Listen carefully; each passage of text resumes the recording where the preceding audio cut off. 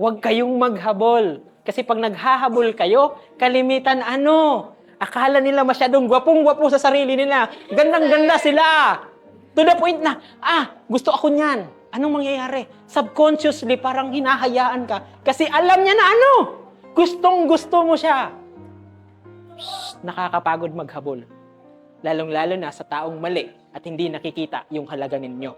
Di ba minsan nung bata tayo, may dalawa kayong net, basket, or ano pa yung panghuli ng tutubi or paru-paro?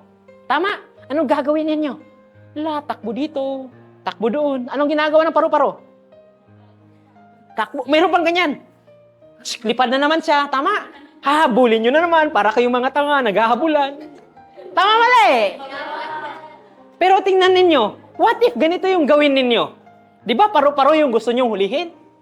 What if pala, gumawa kayo ng garden, puno ng bulaklak? Sino ang lalapit? Yun yung gusto kong iparating sa inyo. Instead na maghabol ng paru-paro, create a garden with a flower na kung saan lalapit yung paru-paro. Huwag kayong maghabol. Please attract.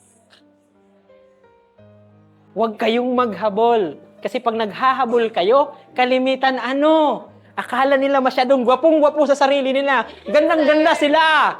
To the point na, gusto ako niyan. Anong mangyayari? Subconsciously, parang hinahayaan ka. Kasi alam niya na gustong-gusto mo siya. Nakakapagod maghabol. Lalong-lalo na sa taong mali at hindi nakikita yung halaga ninyo.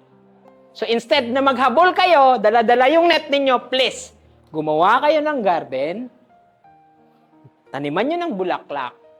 Magbulaklak yan, maniwala kayo. May bubuyog, may paru-paro, may tutubi, or ano pang insekto ang nandyan.